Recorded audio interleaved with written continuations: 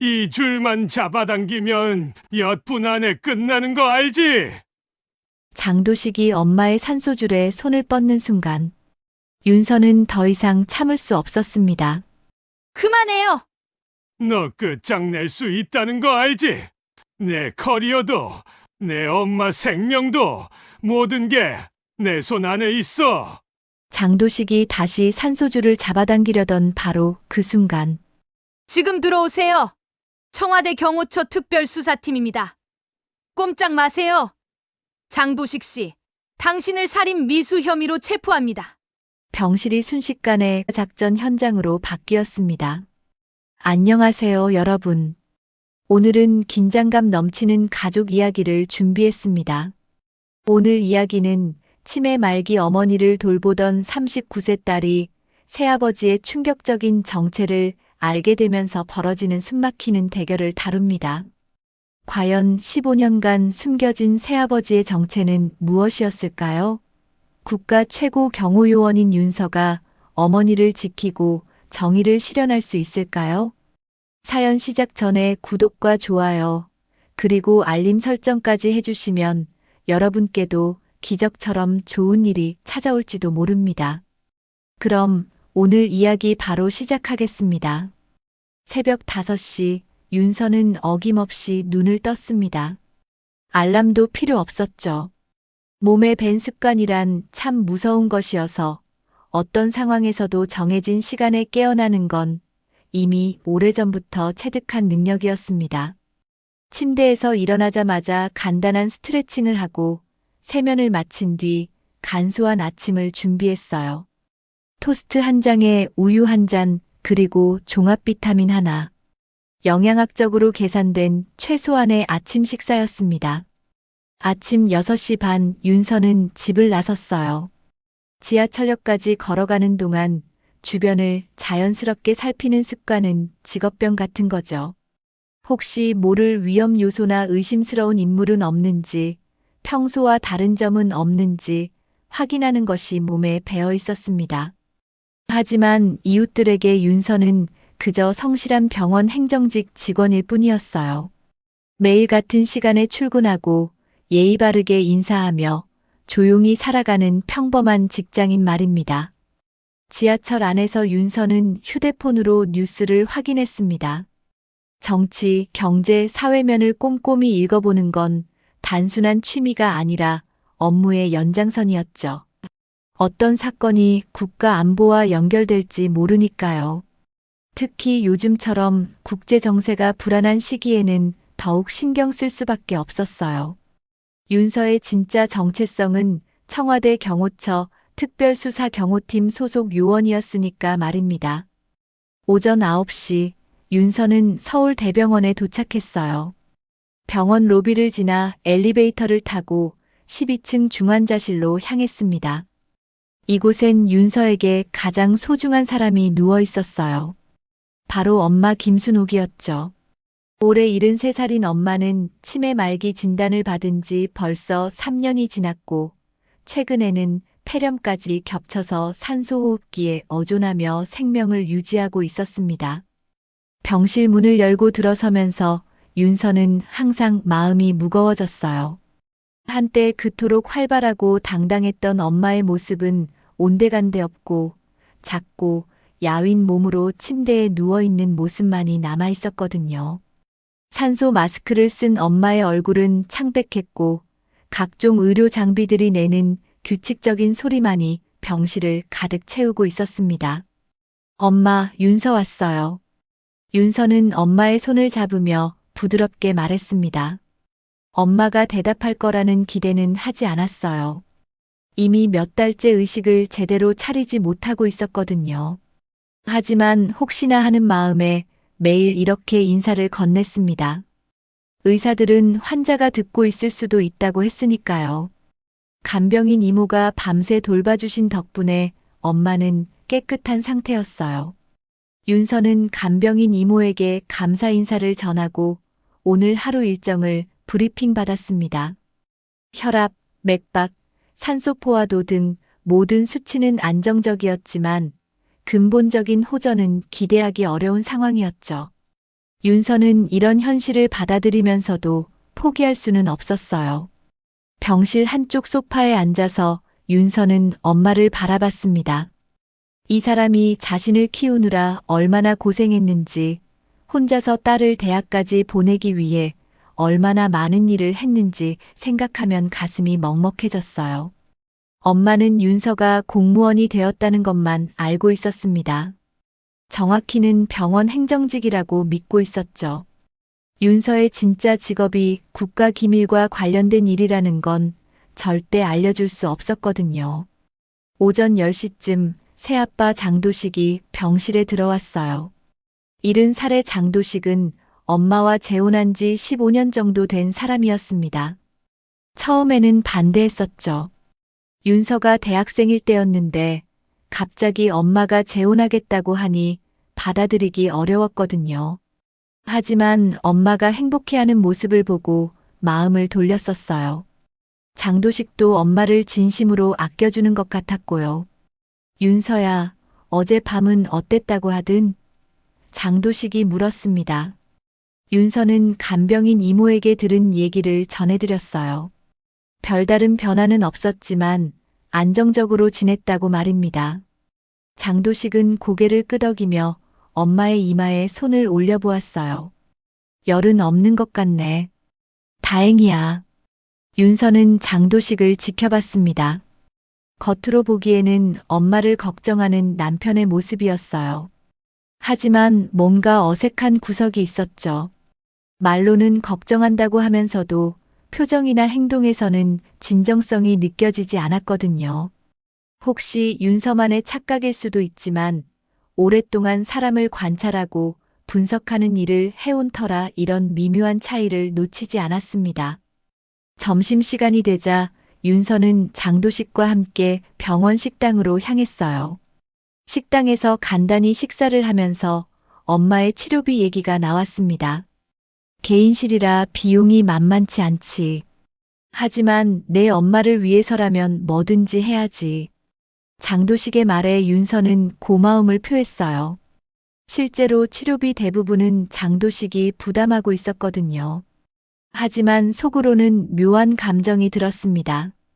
장도식이 돈이 많다는 건 알고 있었지만 구체적으로 어떤 일을 해서 그런 여유가 있는지는 잘 몰랐거든요. 은퇴한 공무원이라고는 하는데 공무원 연금만으로는 이렇게 큰 비용을 감당하기 어려울 텐데 말이에요. 윤서는 이런 의문을 품으면서도 직접 묻지는 않았습니다. 섣불리 캐묻는 것보다는 자연스럽게 알아가는 게 나을 것 같았거든요. 오후 2시 윤서는 다시 병실로 돌아왔어요. 장도식은 볼 일이 있다며 먼저 나갔고 윤서는 혼자 엄마 곁을 지켰습니다. 창밖으로 보이는 서울 시내 풍경을 바라보며 윤서는 생각에 잠겼어요. 평범해 보이는 이 일상 속에서 자신만이 알고 있는 비밀들, 국가를 지키는 일과 엄마를 돌보는 일 사이에서 느끼는 무게감, 그리고 최근 들어 자꾸만 마음 한구석에 생기는 불안감까지. 윤서의 하루는 이렇게 조용히 흘러갔습니다. 겉보기에는 평온하지만 그 안에는 복잡하고 무거운 감정들이 자리 잡고 있었어요. 엄마를 지켜야 한다는 사명감과 국가를 위해 일해야 한다는 책임감, 그리고 뭔가 불길한 예감 사이에서 윤서는 오늘도 하루를 버텨냈습니다. 다음 날 오전 윤서는 평소와 같은 시간에 병원에 도착했습니다. 하지만 오늘은 뭔가 달랐어요. 간병인 이모의 표정이 어두웠거든요. 어젯밤에 조금 이상했어요. 이모가 조심스럽게 말을 꺼냈습니다. 혈압이 갑자기 올라갔다가 내려갔다가 하더라고요. 그래서 간호사를 불렀는데 약물 농도를 확인해 봐야 한다고 하시더라고요. 윤서의 심장이 빨라졌어요. 엄마의 상태가 워낙 예민하다 보니 작은 변화에도 민감하게 반응할 수밖에 없었죠. 지금은 어떠세요? 지금은 안정적이에요. 다행히 큰 문제는 없는 것 같아요. 간병인 이모의 말에 윤서는 안도했지만 마음 한구석의 불안감은 쉽게 가라앉지 않았습니다. 오전 10시쯤 담당 의사인 박 교수가 병실에 들어왔어요. 박 교수는 이 병원에서도 손꼽히는 실력자였고 엄마의 치료를 맡은 지 벌써 2년이 넘었죠. 보호자분과 상담이 필요합니다. 박 교수의 표정이 심각했어요. 윤서는 가슴이 쿵 내려앉는 느낌이었습니다. 혹시 엄마의 상태가 더 악화된 건 아닐까 하는 두려움이 밀려왔거든요. 상담실에서 박 교수는 차트를 들여다보며 말했습니다. 어머님의 혈액 검사 결과를 보니 진통제와 혈압약 농도가 평소보다 높게 나왔어요. 이런 수치가 나올 만한 이유가 있나요? 윤서는 고개를 저었어요. 특별히 달라진 건 없는데요. 평소와 똑같이 투약하고 있는 거 아닌가요? 그게 문제입니다. 똑같은 용량을 투약했는데 농도가 높다는 건 뭔가 다른 요인이 있다는 뜻이거든요. 박 교수는 잠시 말을 멈췄다가 계속했어요. 혹시 다른 약물을 함께 복용하고 계신 건 아닌가요? 아니면 약을 임의로 조절한 적이 있다든지요. 윤서는 당황했습니다. 엄마는 의식이 없는 상태인데 스스로 약을 먹을 수도 없고 간병인도 정해진 대로만 투약하고 있었거든요. 혹시 다른 보호자분이 약에 대해 문의하신 적 있나요? 박 교수의 질문에 윤서는 장도식을 떠올렸어요. 새아버지께서 가끔 약에 대해 물어보시긴 해요. 어떤 약인지, 언제 먹이는지 그런 것들요. 그렇다면 한 가지 부탁이 있습니다. 앞으로는 약물 투약에 관한 모든 사항을 보호자분들께 더 자세히 설명드리겠어요. 그리고 투약 일지도 더 꼼꼼히 작성해 주시기 바랍니다. 박 교수는 서류를 꺼내며 말했습니다. 그리고 이것도 확인해 주세요. 약물 투약 동의서인데요. 혹시 모를 부작용에 대비해서 보호자 서명을 다시 받아야 합니다. 윤서가 서류를 보니 보호자란에 장도식의 이름이 적혀 있었어요. 법적으로는 장도식이 배우자이니까 당연한 일이었지만 뭔가 이상한 기분이 들었습니다. 점심시간이 되자 장도식이 병원에 왔어요. 윤서는 의사와의 상담 내용을 전해드렸습니다. 약물 농도가 높게 나왔다고 하시네요.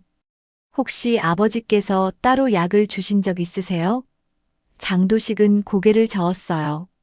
그럴 리가 있나? 나는 의사가 아닌데 함부로 약을 줄 수 있겠어?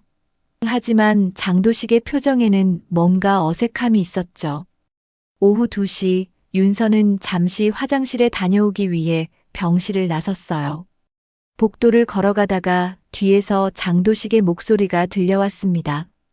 전화 통화를 하고 있는 것 같았어요. 윤서는 자연스럽게 걸음을 늦췄습니다. 직업상 습관이라고 할까요? 무의식적으로 주변 소리에 귀를 기울이게 되거든요. 아니야, 아직은 괜찮아. 하지만 조심해야 해. 장도식의 목소리였어요. 10년 전처럼 되면 안 되거든. 이번에는 더 신중하게 해야 해. 특히 윤서가 의심하기 시작하면. 윤서는 깜짝 놀랐습니다. 자신의 이름이 나왔거든요. 그리고 10년 전이라는 말도 신경 쓰였어요. 윤서는 조용히 벽 뒤로 몸을 숨기고 장도식의 통화를 계속 들었습니다. 그때도 그런 식으로 접근했다가 큰일 날 뻔했잖아. 이번에는 좀 더 자연스럽게 해야 해. 윤서는 생각보다 눈치가 빨라. 장도식의 목소리에는 긴장감이 묻어 있었어요. 내가 알아서 할 테니까 너무 걱정하지 마. 다만 시간이 좀 더 필요해. 통화가 끝나자 장도식은 한숨을 깊게 쉬었어요. 윤서는 재빨리 화장실로 향했습니다. 마음이 복잡해졌어요. 10년 전에 뭔 일이 있었던 걸까요? 그리고 왜 자신을 경계하는 듯한 말을 하는 걸까요? 지금까지는 그냥 막연한 불안감이었는데 이제는 구체적인 의심이 생기기 시작했습니다. 화장실에서 나온 윤서는 장도식과 마주쳤어요. 어디 갔다 와? 장도식이 물었습니다. 화장실 다녀왔어요. 윤서는 최대한 자연스럽게 대답했어요. 하지만 마음속으로는 경계심이 높아지고 있었습니다. 만약 장도식이 뭔가 숨기고 있다면 그것이 엄마와 관련된 일일 수도 있었거든요. 병실로 돌아온 두 사람은 각자의 생각에 잠겨 있었어요. 장도식은 휴대폰을 만지작거리며 뭔가 고민하는 표정이었고, 윤서는 겉으로는 평정을 유지하면서도 속으로는 온갖 추측을 하고 있었습니다. 병실 안의 분위기가 미묘하게 변했어요. 전에는 느끼지 못했던 긴장감이 감돌기 시작했거든요. 오후 3시쯤 간호사가 들어와서 약을 투약했어요. 윤서는 유심히 지켜봤습니다. 간호사는 평소와 똑같은 절차를 따르고 있었어요. 약봉지에서 알약을 꺼내서 물에 타서 위관을 통해 주입하는 과정이 정확했습니다. 하지만 윤서는 약봉지를 자세히 살펴봤어요. 겉보기에는 평소와 다를 바 없었지만 뭔가 찜찜한 기분이 들었거든요. 저녁 6시 윤서는 집으로 돌아가기 전에 장도식과 간단한 저녁을 함께 했어요. 병원 근처 한식당에서 식사를 하면서 윤서는 넌지시 물어봤습니다. 아버지, 10년 전에 무슨 일 있으셨어요? 장도식은 젓가락을 든 손이 잠깐 멈췄어요. 10년 전? 왜 갑자기 그런 걸 물어보지? 아니에요. 그냥 궁금해서요. 아버지 젊을 때는 어떻게 사셨는지 궁금하기도 하고요. 윤서는 최대한 자연스럽게 말했어요. 장도식은 잠깐 생각하더니 말했습니다. 별거 없어. 그때도 지금과 비슷하게 살았지. 다만 좀 더 바빴을 뿐이야. 하지만 장도식의 표정에는 뭔가 감추고 싶은 것이 있어 보였어요.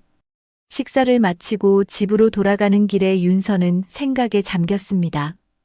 오늘 하루 동안 일어난 일들을 정리해보니 뭔가 연결고리가 있는 것 같았어요.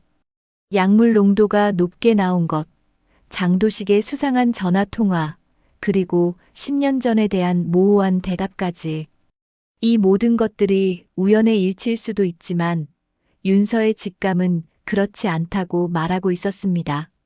집에 도착한 윤서는 곧바로 컴퓨터를 켰어요. 그리고 조심스럽게 장도식에 대해 알아보기 시작했습니다. 공개된 자료들을 통해서 말이죠. 하지만 큰 소득은 없었어요. 장도식은 평범한 공무원 출신이었고 특별히 의심스러운 부분은 찾을 수 없었거든요. 그럼에도 불구하고 윤서는 포기하지 않았습니다. 뭔가 놓친 부분이 있을 거라는 확신이 있었거든요. 밤 11시 윤서는 침대에 누워서도 잠들 수 없었어요. 오늘 들은 장도식의 전화 내용이 계속 머릿속을 맴돌았거든요. 10년 전에 뭔 일이 있었을까요? 그리고 왜 자신을 경계하는 듯한 말을 했을까요? 이런 의문들이 꼬리에 꼬리를 물고 이어졌어요. 윤서는 내일부터는 더 세심하게 관찰해야겠다고 다짐했습니다. 엄마를 지키기 위해서라도 진실을 밝혀내야 했거든요. 그날 밤 윤서는 결국 잠들지 못했습니다. 새벽 3시가 넘어서도 천장만 바라보며 장도식의 전화 내용을 되새기고 있었거든요. 10년 전처럼 되면 안 된다는 말이 계속 머릿속을 맴돌았어요. 도대체 10년 전에 무슨 일이 있었던 걸까요? 윤서는 침대에서 일어나 서재로 향했습니다. 뭔가 단서를 찾아야 했어요. 서재 한 구석에는 윤서의 오래된 업무 파일들이 정리되어 있었어요. 보안상 집에 가져올 수 없는 자료들이 대부분이었지만 일부 공개 가능한 사건 개요나 신문 스크랩들은 보관하고 있었죠. 윤서는 10년 전 자료들을 뒤져보기 시작했습니다. 2014년, 2015년 자료들을 차례대로 살펴봤어요.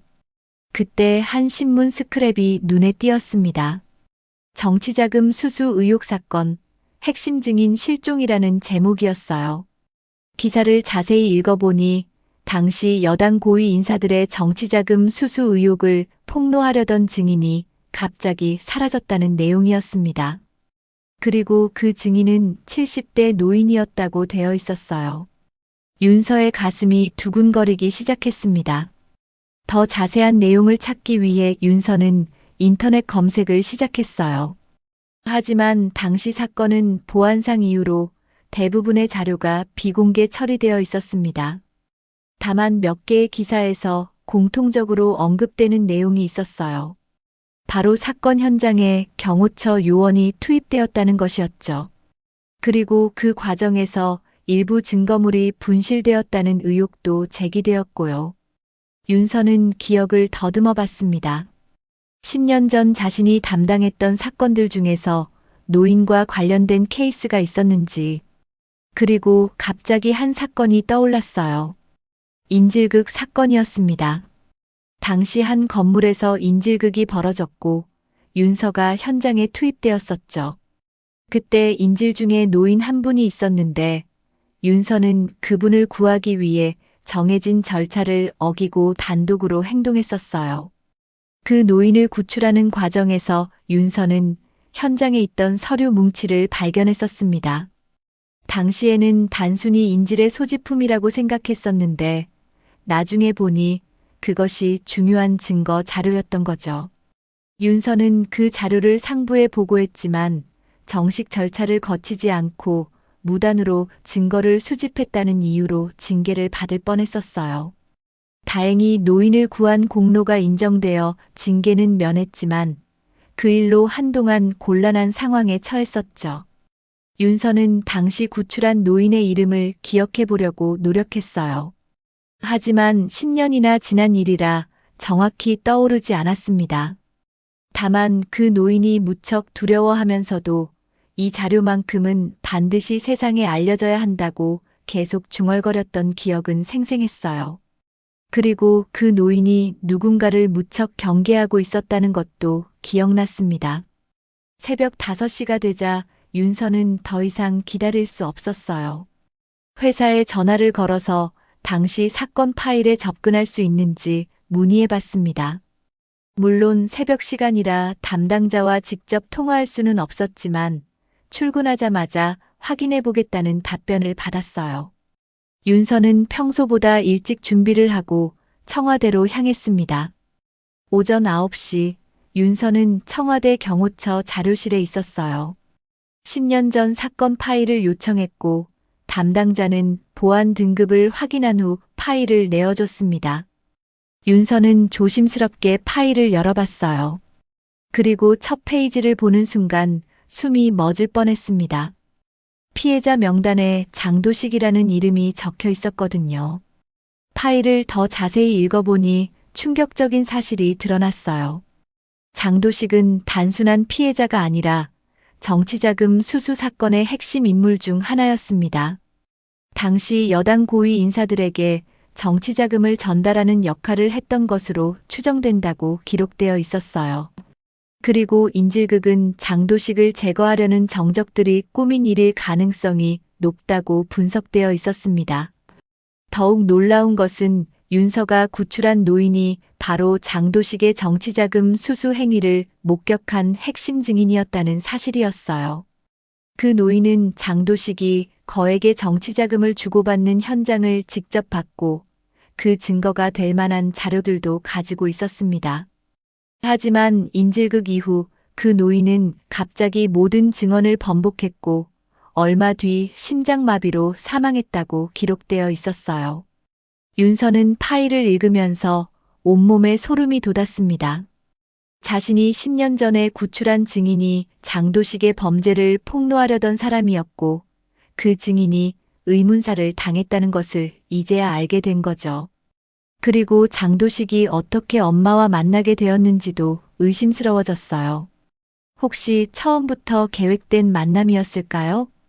파일의 마지막 페이지에는 사건 종결 보고서가 있었어요. 증거 불충분으로 수사 종료라고 적혀 있었습니다. 핵심 증인이 사망하고 증거 자료들도 분실되면서 사건이 미제로 남게 된 거죠. 그리고 그 과정에서 윤서가 수집한 증거들도 절차상 하자를 이유로 증거 능력을 인정받지 못했다고 기록되어 있었어요. 윤서는 이제 장도식의 정체를 알게 되었습니다. 15년 전 엄마와 결혼한 것도 모든 것이 계획된 일일 수도 있었어요. 혹시 장도식이 자신의 진짜 정체를 알고 있는 건 아닐까요? 그리고 엄마에게 무슨 짓을 하려는 건 아닐까요? 점심시간이 되자 윤서는 급히 병원으로 향했습니다. 마음이 조급해졌어요. 엄마가 위험할 수도 있다는 생각이 들었거든요. 병원에 도착해서 병실로 가는 길에 윤서는 최대한 평정심을 유지하려고 노력했습니다. 아직 확실한 증거는 없었으니까요. 하지만 의심은 확신으로 바뀌어가고 있었어요. 병실에 들어서자 장도식이 엄마 곁에서 뭔가를 하고 있었습니다. 윤서는 자연스럽게 다가가면서 장도식의 행동을 관찰했어요. 겉으로는 평범해 보였지만 이제는 모든 것이 의심스러웠습니다. 장도식의 손짓 하나, 표정 하나까지도 새로운 의미로 다가왔어요. 일찍 오셨네요. 윤서가 말했습니다. 응, 순옥이가 보고 싶어서 말이야. 장도식의 대답은 평소와 다르지 않았어요. 하지만 윤서는 이제 그의 진짜 목적이 뭔지 의심하기 시작했습니다. 엄마를 사랑해서가 아니라 다른 이유가 있는 건 아닐까요? 오후 2시 간호사가 약을 가져왔어요. 윤서는 유심히 지켜봤습니다. 평소와 똑같은 절차였지만 이제는 모든 것이 의심스러웠어요. 혹시 약에 다른 것이 섞여 있는 건 아닐까요? 어제 의사가 말한 약물 농도 이상도 우연이 아닐 수도 있었어요. 장도식은 간호사가 나간 후 휴대폰을 들여다봤습니다. 그리고 잠깐 밖으로 나가겠다고 했어요. 윤서는 혼자 남은 병실에서 주변을 살펴봤습니다.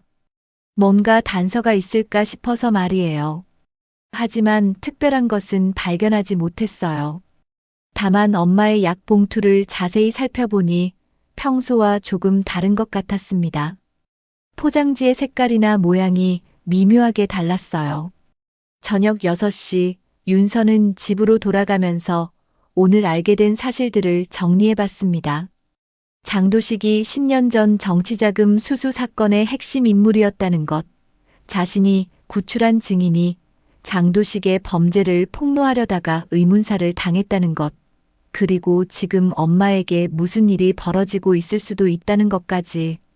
이 모든 것들이 우연의 일치일 수는 없었어요.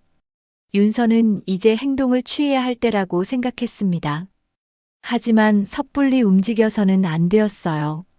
장도식이 자신의 정체를 알고 있을 수도 있고 엄마가 인질 같은 상황에 있을 수도 있었거든요. 신중하게 계획을 세워야 했습니다. 엄마를 지키면서도 진실을 밝혀내는 방법을 찾아야 했어요. 밤 10시 윤서는 동료에게 조심스럽게 연락을 취했습니다. 공식적인 루트로는 어려우니까 개인적으로 도움을 요청한 거죠. 장도식에 대한 추가 정보가 필요했어요. 그리고 병원 내 감시 시스템에 접근할 수 있는 방법도 알아봐야 했습니다. 이제 진짜 싸움이 시작되는 거였어요. 다음 날 아침 윤서는 평소보다 일찍 병원에 도착했습니다. 동료에게서 받은 정보에 따르면 병원 내부 CCTV 시스템에 접근할 수 있는 방법이 있다고 했어요. 보안팀장과 개인적인 친분이 있다는 이유였죠. 윤서는 먼저 엄마의 상태를 확인한 후 보안실로 향했습니다. 보안실에서 윤서는 조심스럽게 요청을 전했어요. 혹시 어머니 병실 주변 영상을 확인해 볼 수 있을까요? 어제 물건을 잃어버린 것 같아서요. 보안팀장은 잠깐 망설이더니 동의해줬습니다. 개인정보 때문에 올해는 못 보여드리고 당사자 관련된 부분만 확인 가능합니다. 모니터 화면에 어제 오후 영상이 나타났어요. 윤서는 집중해서 화면을 지켜봤습니다. 평소와 다를 바 없는 일상적인 모습들이 이어졌어요. 간병인 이모가 엄마를 돌보고 간호사가 정기적으로 들어와서 체크하는 모습들 말입니다. 하지만 오후 4시쯤 이상한 장면이 포착되었어요. 장도식이 간호사 교대 시간을 틈타서 병실에 들어오는 모습이 보였습니다. 그리고 엄마의 침대 옆 테이블에 있던 약 봉투를 만지는 장면이 선명하게 녹화되어 있었어요. 장도식은 주머니에서 뭔가를 꺼내서 기존 약 봉투와 바꿔치기 하는 듯한 행동을 했습니다. 그 과정은 채 30초도 걸리지 않았어요. 윤서의 심장이 쿵쾅거렸습니다. 드디어 결정적인 증거를 발견한 거였어요. 장도식이 엄마의 약을 조작하고 있었던 겁니다. 그래서 혈액 검사에서 약물 농도 이상이 나타났던 거죠. 윤서는 보안팀장에게 이 영상을 복사해달라고 요청했습니다. 가족 간의 문제라서 개인적으로 보관하고 싶어요. 보안실을 나온 윤서는 곧바로 병실로 향했어요. 마침 장도식이 병실에 있었습니다. 윤서는 최대한 평정심을 유지하며 인사를 건넸어요. 일찍 오셨네요, 아버지. 응, 순옥이 상태가 어떤지 궁금해서 말이야. 장도식의 대답은 여전히 자연스러웠지만 이제 윤서에게는 모든 것이 연기로 보였습니다. 간병인 이모가 잠깐 자리를 비운 사이 윤서는 장도식에게 조심스럽게 말을 꺼냈어요. 아버지, 혹시 어머니 약에 대해서 뭔가 아시는 게 있으세요? 장도식은 고개를 갸웃거렸습니다. 무슨 말이야? 나는 의사가 처방해준 대로만 하는 거 아닌가? 하지만 장도식의 눈빛에는 경계심이 스며들어 있었어요. 어제 의사 선생님이 약물 농도가 이상하다고 하시더라고요. 혹시 다른 약을 함께 드린 적 있으신가요? 윤서의 질문에 장도식은 잠깐 말을 멈췄습니다. 그리고 천천히 입을 열었어요. 윤서야, 너 혹시 나를 의심하는 거야? 목소리에 날카로움이 섞여 있었죠. 그런 게 아니라 그냥 걱정이 되어서요. 어머니 상태가 좋지 않잖아요. 윤서는 애써 침착함을 유지했습니다. 하지만 장도식은 윤서를 빤히 쳐다보며 말했어요. 너 뭔가 알고 있는 거 아니야? 표정이 예전과 다르거든. 분위기가 급격히 차가워졌습니다. 바로 그때 장도식이 휴대폰을 꺼내며 말했습니다. 윤서야, 너 진짜 직업이 뭐야? 윤서는 깜짝 놀랐어요. 무슨 말씀이세요? 병원 행정직이라고 했는데 내가 알아보니까 그게 아니더라고. 청와대 경호처 소속이지? 장도식의 목소리는 이제 완전히 달라져 있었습니다. 윤서는 순간 당황했지만 금세 정신을 차렸어요. 어떻게 그걸 10년 전부터 알고 있었어. 너가 그때 그 사건에 관여한 경호처 요원이라는 것도 말이야. 장도식은 휴대폰 화면을 윤서에게 보여줬습니다. 거기에는 10년 전 인질극 당시 윤서의 사진이 있었어요. 그때 너가 구출한 노인이 나를 망치려던 놈이었어. 다행히 그 늙은이는 처리했지만 너가 가져간 증거들 때문에 한동안 골치가 아팠지.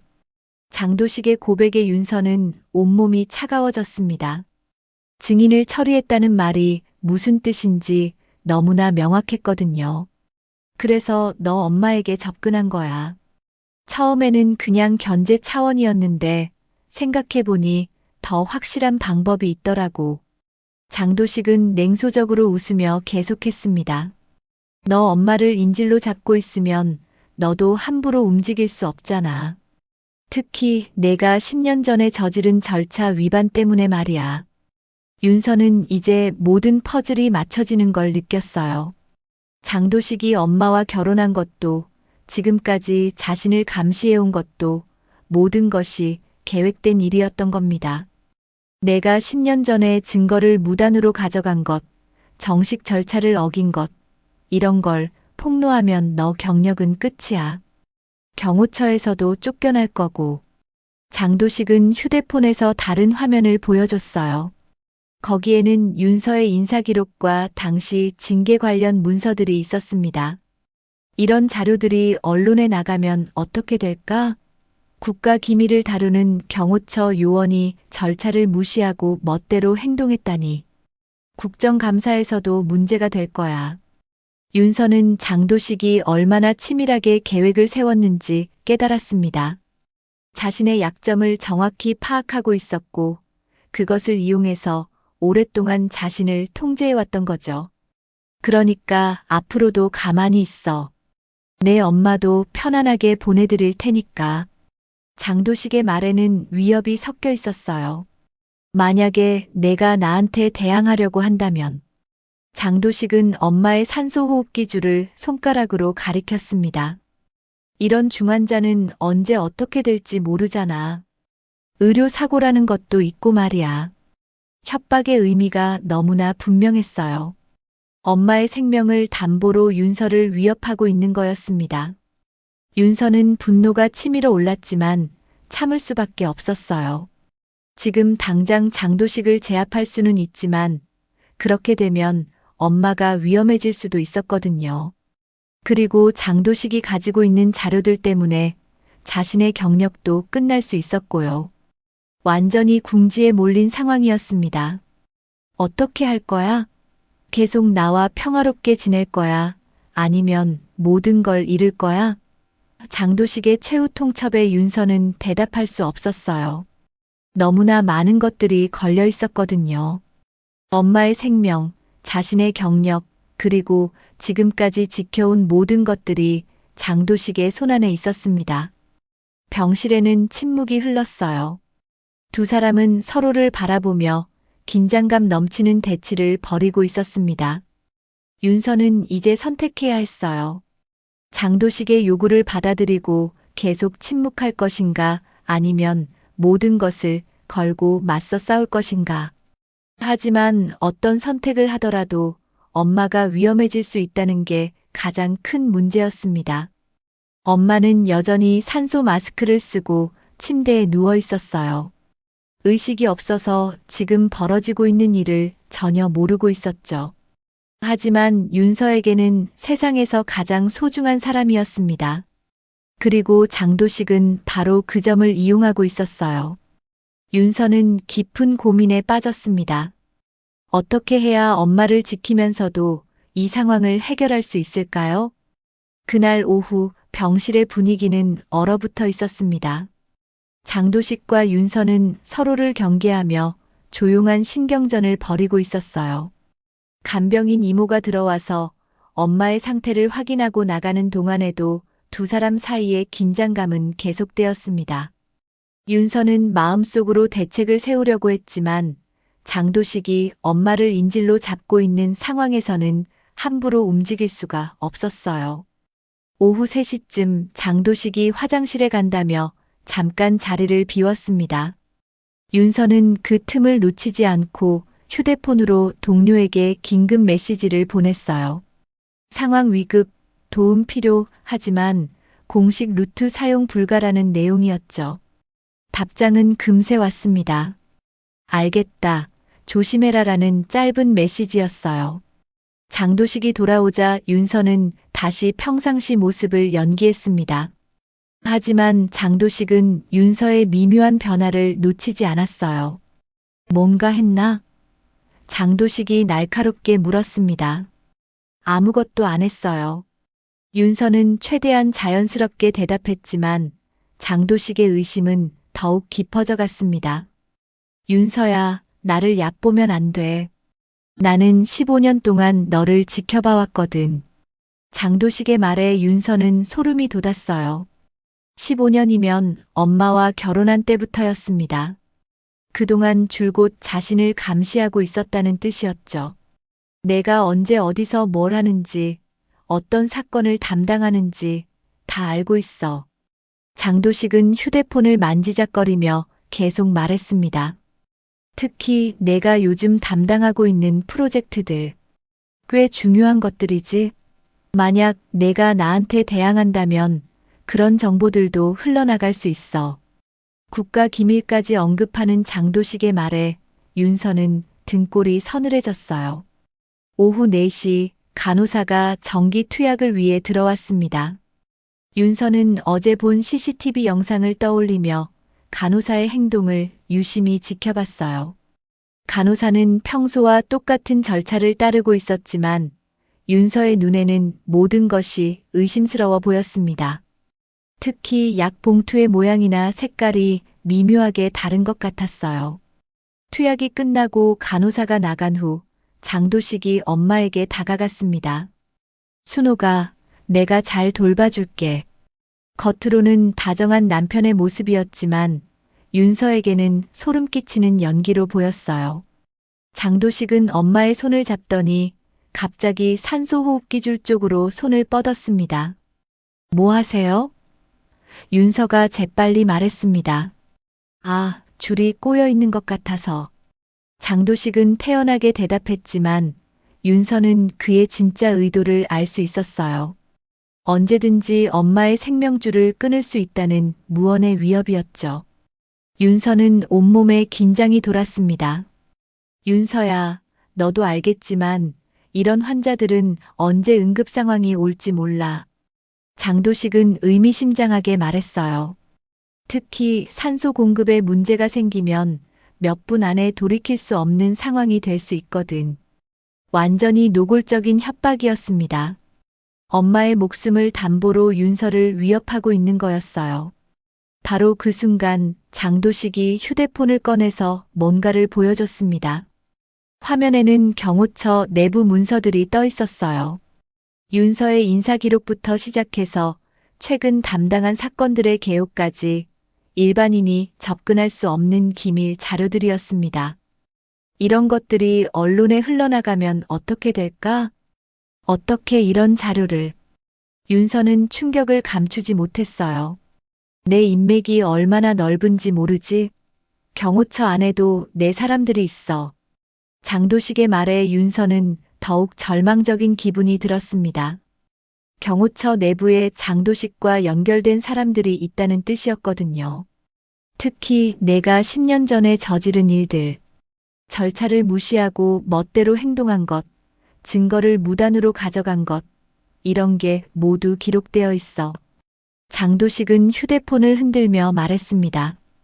이 자료들만 공개되어도 너는 경호처에서 쫓겨날 거야. 아니, 그것보다 더 심한 처벌을 받을 수도 있고.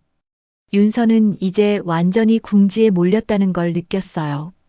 엄마의 생명과 자신의 경력, 그리고 국가 기밀까지 모든 것이 장도식의 손아귀에 있었습니다.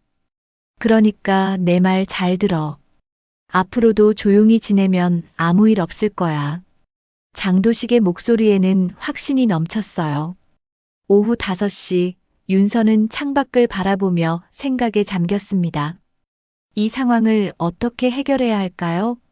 공식적인 루트로는 불가능했어요. 장도식이 경호처 내부에 협력자들을 두고 있을 뿐만 아니라 자신의 과거 실수까지 약점으로 잡고 있었거든요. 그렇다고 가만히 있을 수도 없었습니다. 바로 그때 장도식이 또다시 산소호흡기 쪽으로 손을 뻗었어요. 이 줄이 참 중요하지. 이게 없으면. 장도식이 줄을 살짝 잡아당기는 순간 윤서의 심장이 멎을 뻔했습니다. 엄마의 산소포화도 수치가 잠깐 떨어졌거든요. 아, 실수했네. 장도식은 태연하게 줄을 제자리에 놓았지만 그것은 분명한 경고였어요. 너 끝장낼 수 있다는 거 알지? 장도식이 다시 휴대폰을 흔들며 말했습니다. 내 커리어도 내 엄마 생명도 모든 게 내 손 안에 있어. 완전히 절체절명의 순간이었습니다. 윤서는 어떤 선택을 해도 큰 것을 잃을 수밖에 없는 상황에 처해 있었어요. 저녁 6시 간병인 이모가 저녁 교대를 위해 들어왔습니다. 윤서는 평상시처럼 인사를 나누었지만 마음속으로는 온갖 계획들을 세우고 있었어요. 하지만 어떤 계획도 완벽하지 않았습니다. 장도식이 너무 많은 카드를 쥐고 있었거든요. 윤서야, 집에 가서 잘 생각해봐. 장도식이 의미심장하게 말했어요. 내일부터는 어떻게 행동할지 말이야. 그 말에는 선택의 여지가 없다는 뜻이 담겨 있었습니다. 윤서는 엄마의 손을 잡고 작별 인사를 건넸어요. 엄마, 내일 또 올게. 병원을 나서면서 윤서는 무력감에 빠졌습니다. 국가를 지키는 경호처 요원이면서도 자신의 엄마 한 명 지키지 못하는 현실이 절망스러웠어요. 장도식은 윤서의 모든 약점을 정확히 파악하고 있었고 그것을 이용해서 완벽한 올가미를 씌워놓았습니다. 집에 도착한 윤서는 소파에 털썩 주저앉았어요. 오늘 하루 벌어진 일들이 마치 악몽 같았습니다. 15년 동안 자신을 감시해온 장도식, 엄마를 인질로 잡고 있는 상황, 그리고 경호처 내부까지 침투한 장도식의 네트워크까지 모든 것이 절망적으로 보였어요. 하지만 윤서는 포기할 수 없었습니다. 엄마를 지켜야 한다는 사명감이 그를 지탱해주고 있었거든요. 비록 지금은 궁지에 몰렸지만 반드시 방법을 찾아야 했어요. 엄마의 생명을 구하고 장도식의 악행을 막는 방법을 말입니다. 윤서는 밤새 고민에 빠져들었습니다. 밤새 뜬 눈으로 지새운 윤서는 새벽 5시에 병원으로 향했습니다. 평소보다 훨씬 이른 시간이었지만 더 이상 집에 있을 수가 없었어요. 엄마가 위험에 처해 있다는 생각에 잠들 수가 없었거든요. 병원 복도를 걸어가면서 윤서는 어떻게든 상황을 타개할 방법을 찾아야 한다고 다짐했습니다. 병실에 들어서자 간병인 이모가 깜짝 놀랐어요. 어머, 이렇게 일찍 오셨어요? 엄마가 보고 싶어서요. 밤새 잠이 안 왔거든요. 윤서의 대답에 간병인 이모는 고개를 끄덕였습니다. 어머니 상태는 안정적이에요. 밤새 특별한 일은 없었고요. 윤서는 엄마의 곁에 앉아서 조용히 손을 잡았어요. 산소 마스크 너머로 보이는 엄마의 얼굴은 여전히 창백했지만 호흡은 규칙적이었습니다. 엄마, 윤서예요. 제가 꼭 지켜드릴게요. 윤서는 속삭이듯 말했지만 마음속으로는 절망감이 밀려왔어요. 지금 상황에서 엄마를 지킬 수 있을까 하는 의문이 들었거든요. 오전 8시쯤 장도식이 병실에 나타났습니다. 평소보다 이른 시간이었어요.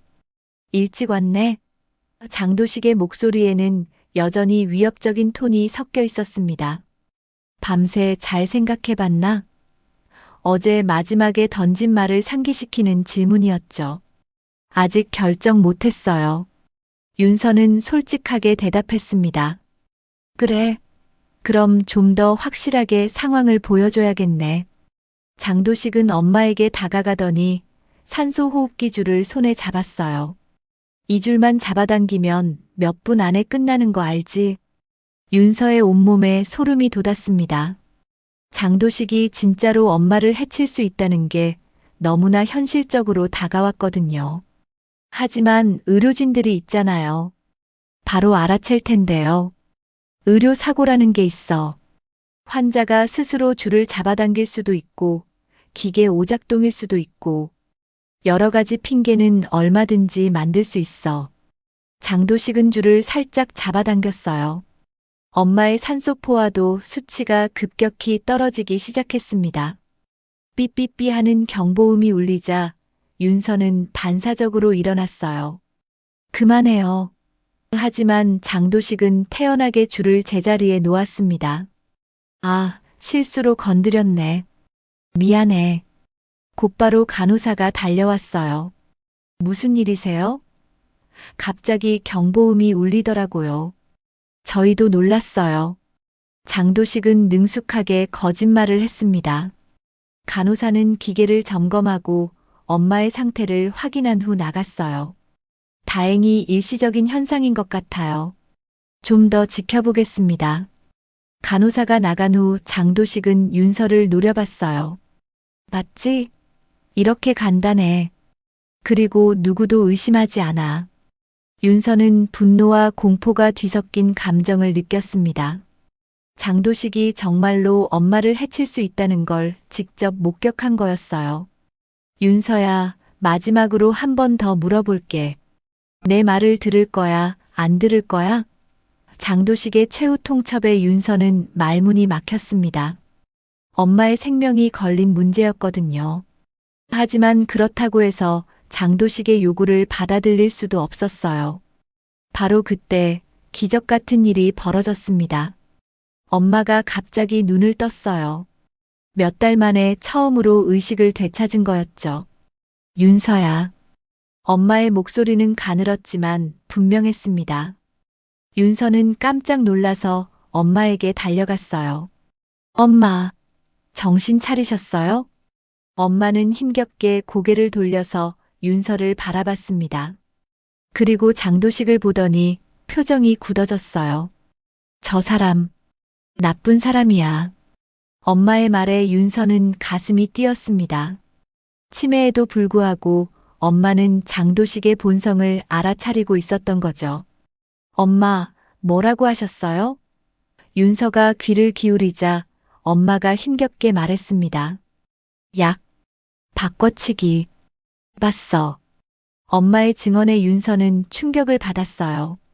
의식이 없는 것처럼 보였지만 실제로는 주변 상황을 인지하고 있었던 거였습니다. 장도식의 얼굴이 창백해졌어요.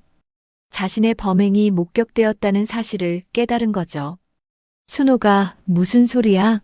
내가 착각한 거야.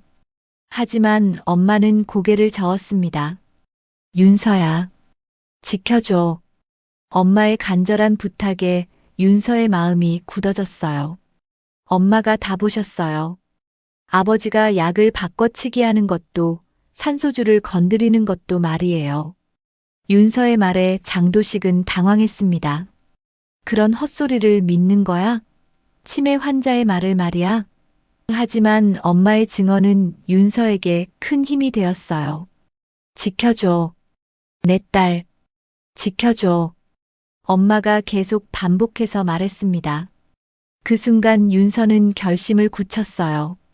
더 이상 장도식에게 굴복할 수 없었습니다. 엄마가 자신을 믿고 있었고 자신을 지켜달라고 부탁하고 있었거든요. 윤서는 조용히 휴대폰을 꺼내서 동료에게 긴급 메시지를 보냈어요. 지금 당장 도움 필요, 병원으로 와줘. 엄마 위험라는 내용이었습니다. 그리고 경호처 비밀 채널로 긴급 작전 요청도 보냈어요. 이제 모든 것을 걸고 승부를 봐야 할 때였습니다. 장도식은 윤서의 행동을 눈치챘어요. 뭘 하는 거야? 더 이상 가만히 있을 수 없어요. 엄마를 지켜야 해요. 윤서의 선전포고에 장도식은 분노했습니다. 너 미쳤어? 내 경력 끝나는 거 알고 있어? 경력 따위는 상관없어요. 엄마가 더 중요해요. 윤서의 대답에 장도식은 다시 산소줄에 손을 뻗었어요. 그럼 지금 당장 끝내주지. 하지만 윤서는 재빨리 장도식의 손을 막았습니다. 안 돼요. 두 사람 사이에 몸싸움이 벌어졌어요. 장도식이 산소줄을 잡아당기려고 하자 윤서가 막아섰습니다. 윤서야, 내가 나를 막을 수 있다고 생각해? 장도식은 휴대폰을 꺼내며 위협했어요. 지금 당장 이 자료들을 언론에 흘리면 내 인생은 끝이야. 하지만 윤서는 더 이상 두려워하지 않았어요. 엄마의 간절한 부탁이 모든 두려움을 이겨낸 거였죠. 해보세요. 이제 상관없어요. 윤서의 각오에 장도식은 당황했습니다. 지금까지 윤서를 통제해온 수단이 더 이상 통하지 않는다는 걸 깨달은 거였어요. 엄마는 여전히 두 사람의 대치 상황을 지켜보고 있었습니다. 윤서야, 힘내. 엄마의 응원에 윤서는 더욱 용기를 얻었어요. 이제 진짜 싸움이 시작되는 거였습니다. 윤서는 모든 것을 걸고 장도식과 맞서기로 했어요. 너 정말 후회하게 될 거야. 장도식의 마지막 경고에도 윤서는 흔들리지 않았습니다. 후회는 제가 할 일이에요. 이제 그만 엄마에게서 손 떼세요. 두 사람의 대결은 이제 절정에 달하고 있었어요. 과연 윤서가 엄마를 지킬 수 있을까요? 병실 안의 긴장감이 극에 달했습니다. 윤서와 장도식이 서로를 노려보며 대치하고 있는 가운데 엄마는 산소 마스크 너머로 힘겹게 숨을 쉬고 있었어요. 윤서야, 조심해. 엄마의 가느다란 목소리가 두 사람의 신경전을 더욱 팽팽하게 만들었습니다. 장도식은 다시 한번 산소호흡기 줄에 손을 뻗었어요. 마지막 경고야. 지금 당장 그 휴대폰 내려놓고 나한테 사과해. 그럼 용서해 줄게. 하지만 윤서는 움직이지 않았습니다. 안 돼요. 더 이상 엄마를 위협하지 마세요. 그럼 어쩔 수 없지. 장도식이 산소줄을 잡아당기려는 순간 윤서가 재빨리 달려들어 장도식의 팔을 붙잡았어요. 하지 마세요. 두 사람은 산소호흡기 앞에서 치열한 몸싸움을 벌였습니다. 장도식은 생각보다 힘이 셌지만 윤서는 경호처에서 훈련받은 격투 기술을 이용해 맞섰어요. 놓아, 내가 나를 막을 수 있을 것 같아?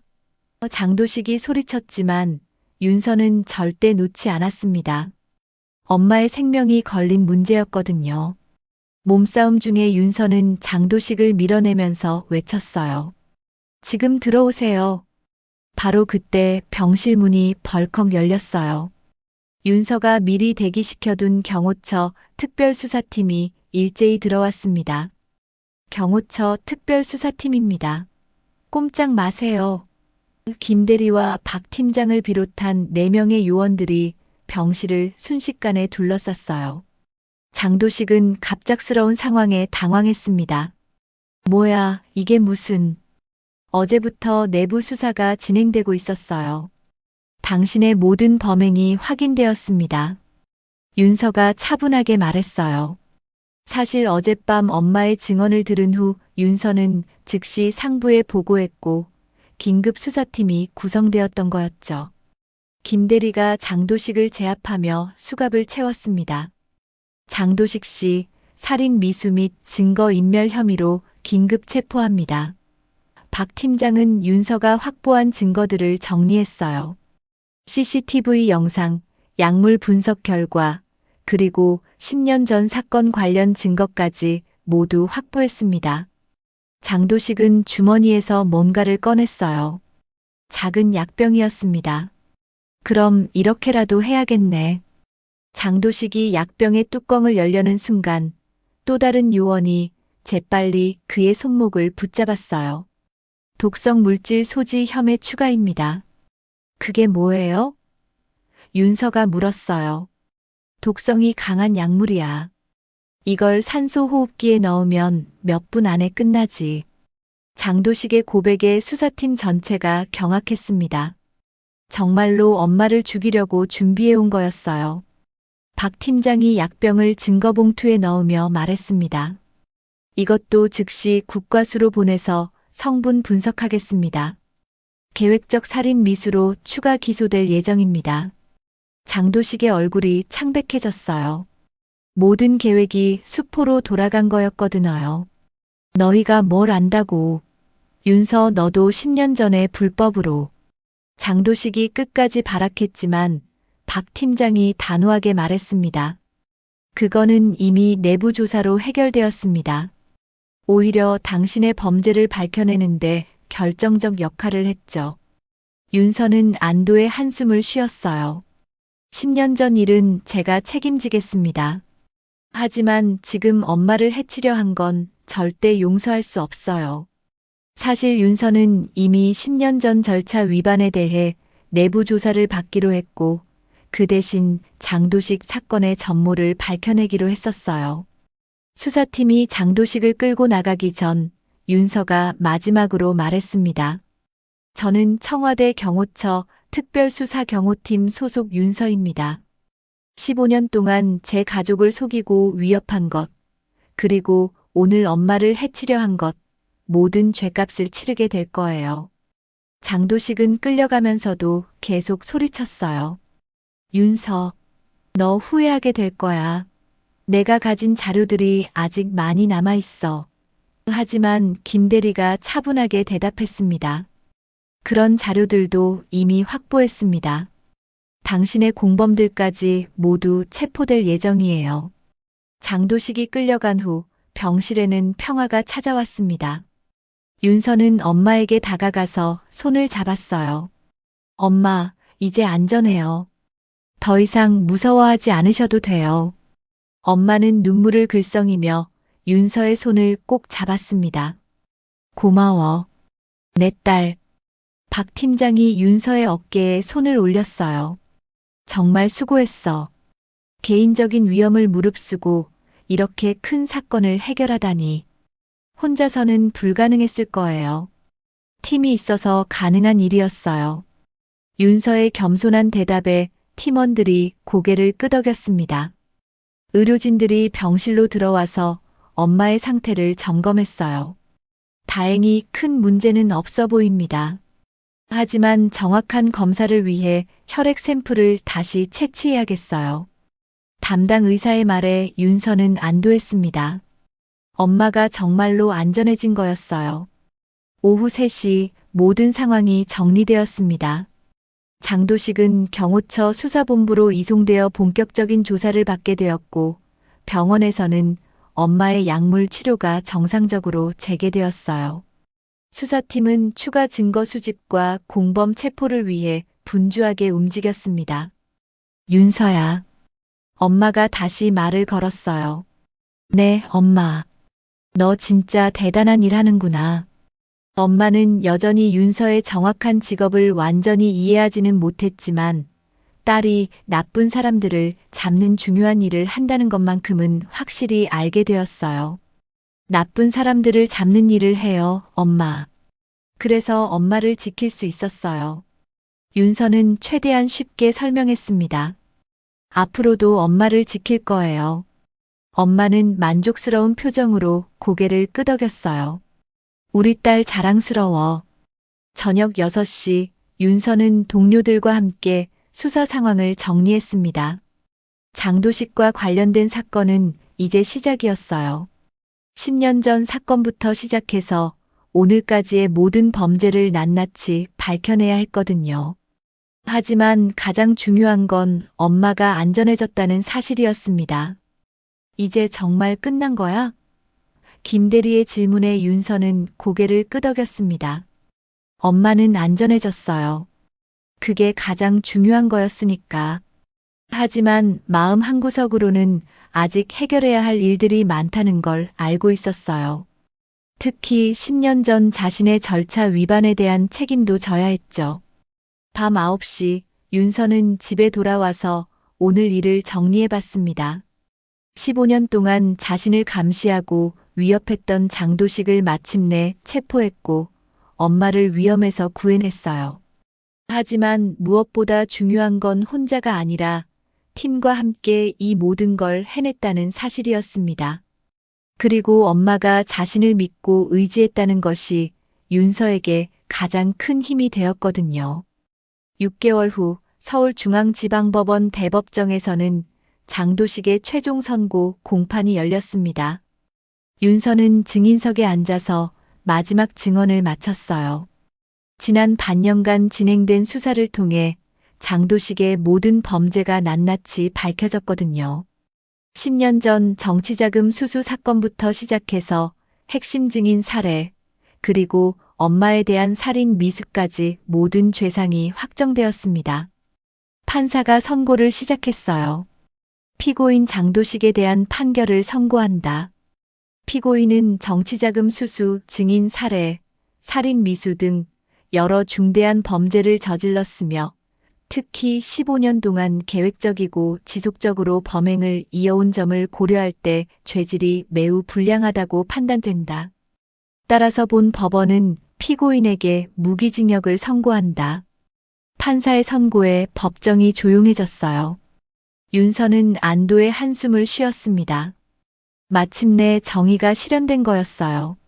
장도식은 고개를 떨어뜨리고 있었지만 끝까지 반성하는 기색은 보이지 않았습니다. 법정을 나서면서 윤서는 복잡한 심경이었어요. 지난 반년간 정말 많은 일들이 있었거든요. 장도식과 연루된 경호처 내부 협력자들도 모두 색출되어 처벌받았고 10년 전 사건의 진실도 완전히 밝혀졌습니다. 무엇보다 윤서 자신도 당시의 절차 위반에 대해서는 경징계를 받았지만 결과적으로 정의를 실현했다는 평가를 받았어요. 오후 2시 윤서는 병원으로 향했습니다. 요즘 엄마의 상태가 많이 좋아졌거든요. 장도식이 몰래 투약했던 약물들이 중단되고 정상적인 치료를 받으면서 치매 증상도 어느 정도 호전되었어요. 완전한 회복은 어려웠지만 예전보다 훨씬 또렷한 의식을 유지하고 있었습니다. 병실에 들어서자 엄마가 창가에 앉아서 뜨개질을 하고 있었어요. 엄마, 저 왔어요. 어머, 우리 윤서 왔구나. 오늘 법원 어땠어? 엄마는 윤서의 일정을 다 기억하고 있었습니다. 예전에는 상상할 수 없었던 일이었죠. 드디어 끝났어요. 아버지, 아니, 장도식이 무기징역을 받았어요. 윤서의 말에 엄마는 복잡한 표정을 지었어요. 그래도 한때는 가족이었는데. 안타깝네. 엄마는 여전히 너그러운 마음을 가지고 있었습니다. 그런 엄마의 모습이 윤서에게는 더욱 소중하게 느껴졌어요. 엄마, 이제 정말 안전해요. 더 이상 무서워하지 않으셔도 돼요. 알아, 우리 딸이 지켜줬으니까. 엄마는 윤서의 손을 꼭 잡으며 말했어요. 그런데 윤서야, 엄마가 하나 물어봐도 될까? 뭐든지 물어보세요. 너 진짜 무슨 일 하는 거야? 그냥 병원 직원은 아닌 것 같은데. 엄마의 질문에 윤서는 잠깐 망설였어요. 하지만 이제는 숨길 이유가 없었습니다. 저는 청와대 경호처에서 일해요. 나라를 지키는 일을 하고 있어요. 엄마의 눈이 휘둥그레졌어요. 어머나, 우리 딸이 그런 중요한 일을 하고 있었구나. 그리고 갑자기 눈물을 글썽였습니다. 엄마가 몰라줘서 미안해. 힘들었을 텐데. 괜찮아요, 엄마. 엄마를 지키는 것도 나라를 지키는 일이니까요. 저녁 무렵 간병인 이모와 의료진들이 인사를 나누러 왔어요. 장도식 사건 이후로 병원 전체가 보안 시스템을 강화했고 환자 안전에 더욱 신경 쓰게 되었거든요. 윤서 씨 덕분에 우리 병원도 더 안전해졌어요. 담당 의사의 말에 윤서는 겸손하게 고개를 숙였습니다. 밤 8시 윤서는 엄마와 함께 저녁을 먹었어요. 예전에는 위관을 통해서만 음식을 섭취할 수 있었는데 이제는 직접 먹을 수 있을 정도로 회복되었습니다. 엄마 요리가 그리웠어요. 퇴원하면 맛있는 거 많이 해줄게. 정말 퇴원할 수 있어요? 의사 선생님이 다음 달쯤이면 가능할 것 같다고 하셨어. 엄마의 말에 윤서는 기뻤어요. 드디어 집에서 함께 생활할 수 있게 된 거였거든요. 물론 완전한 회복은 어려웠지만 일상생활은 충분히 가능한 상태였습니다. 이틀 후 윤서는 청와대 경호처에서 공로 표창을 받았어요. 장도식 사건을 해결하고 경호처 내부의 부패 세력을 척결한 공로를 인정받은 거였습니다. 윤서 요원의 용기와 헌신이 없었다면 이런 성과는 불가능했을 것입니다. 처장의 치사에 윤서는 감격했어요. 하지만 무엇보다 기뻤던 건 동료들의 축하였습니다. 정말 수고 많았어. 가족을 지키면서 동시에 국가의 적을 제거하다니 진짜 멋있었어. 김대리의 말에 윤서는 웃으며 대답했어요. 혼자서는 불가능했을 거예요. 모두가 도와줘서 가능한 일이었어요. 한 달 후 엄마는 정말로 퇴원했습니다. 윤서는 엄마와 함께 집으로 돌아가는 길에 많은 생각을 했어요. 지난 반년간 겪은 일들이 마치 꿈만 같았거든요.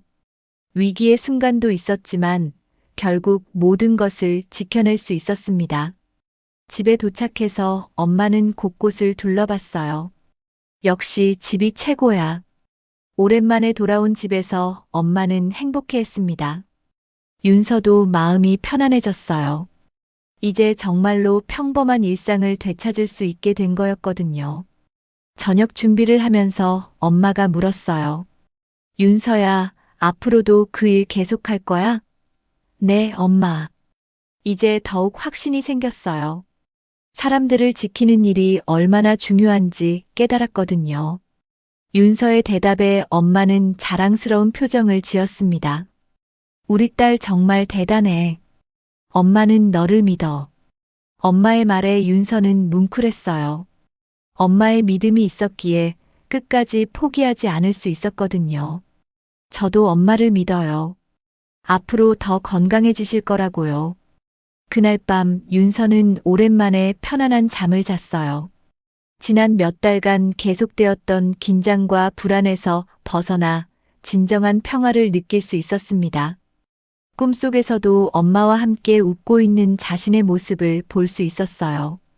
이듬해 봄 윤서는 새로운 사건을 담당하게 되었습니다. 하지만 이제는 두려움이 없었어요. 엄마를 지켜낸 경험이 윤서에게 큰 자신감을 주었거든요. 어떤 위험한 상황이 와도 포기하지 않고 끝까지 싸울 수 있다는 확신이 생겼습니다. 다녀오겠습니다, 엄마. 조심해서 다녀와. 엄마가 기다리고 있을게. 매일 아침 출근길에 나누는 인사였지만 이제는 특별한 의미가 있었어요. 서로를 지켜주고 믿어주는 진정한 가족의 사랑을 확인하는 시간이었거든요. 윤서는 청와대로 향하면서 생각했습니다. 자신이 지키고 있는 것은 단순히 국가나 대통령만이 아니라 엄마 같은 평범한 사람들의 일상과 행복이라는 것을 말이에요. 그 깨달음이 윤서를 더욱 강하고 확실한 경호처 요원으로 만들어 주었습니다. 오후 3시 윤서는 잠깐 휴식 시간에 엄마에게 안부 전화를 걸었어요. 엄마, 점심 드셨어요? 응, 맛있게 먹었어. 너도 잘 먹고 있지? 네, 걱정하지 마세요. 짧은 통화였지만 서로의 안부를 확인하는 소중한 시간이었습니다. 저녁 퇴근길에 윤서는 엄마가 좋아하는 꽃을 사들고 집으로 향했어요. 오늘도 무사히 하루를 마치고 사랑하는 사람에게 돌아갈 수 있다는 것이 얼마나 행복한 일인지 새삼 깨달았습니다. 윤서의 얼굴에는 환한 미소가 떠올랐어요. 집 앞에 도착해서 문을 열자 엄마가 웃으며 맞아주었습니다. 어서 와, 우리 딸. 다녀왔습니다, 엄마. 평범하지만 가장 소중한 일상이 다시 시작된 거였어요. 윤서는 엄마와 함께하는 이 순간이 세상에서 가장 행복한 시간이라고 생각했습니다. 오늘 이야기 어떻게 들으셨나요? 15년간 숨겨진 새아버지의 정체와 국가를 지키는 경호요원이면서 동시에 엄마를 사랑하는 딸의 모습. 정말 긴장감 넘치면서도 감동적인 이야기였습니다. 여러분이라면 어땠을까요? 만약 가장 믿었던 가족이 사실은 자신을 감시하고 위협하는 존재였다면, 그리고 생명을 걸고라도 소중한 사람을 지켜야 하는 상황에 놓인다면 어떤 선택을 하시겠습니까? 그리고 치매로 의식을 잃었다고 생각했던 엄마가 사실은 모든 걸 지켜보고 있었다는 것. 부모님의 사랑은 어떤 상황에서도 변하지 않는다는 걸 다시 한번 느끼게 해주는 이야기였습니다. 마음에 닿으셨다면 구독과 좋아요 부탁드리고 여러분이 생각하는 진정한 가족의 의미나 오늘 이야기에 대한 감상도 댓글로 나눠주세요. 끝까지 함께 해주셔서 감사드리며 오늘도 사랑하는 가족과 따뜻한 시간 보내시길 바랍니다.